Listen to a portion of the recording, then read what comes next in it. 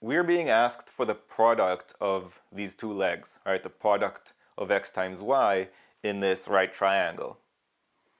Now, statement 1 essentially tells us x squared plus y squared, right? Thanks to the Pythagorean theorem, we can say that if the hypotenuse is 10 root 2, then the sum of the squares of the two legs is 200. How did I get 200? Well, I just took 10 root 2 and squared it. So 10 squared and root 2 squared, that's 100 times 2, 200. And we can say for sure that x squared plus y squared equals 200 thanks to the Pythagorean theorem.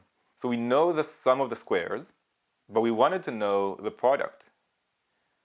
Well, there's no way for me to find the product just from knowing the sum of the two squares. Especially since we don't have an integer constraint here, there are a lot of ways to add up two squares to get to 200. In fact, there's an infinite number of combinations of squares that would add up to 200.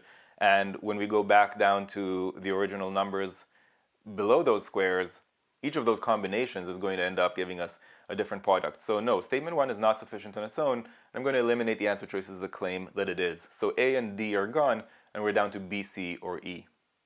Now statement 2 basically gives us exactly what the question was asking. I mean, if I know the area of a right triangle, then I know the product of the two legs, because the area of a right triangle by definition is half the product of what?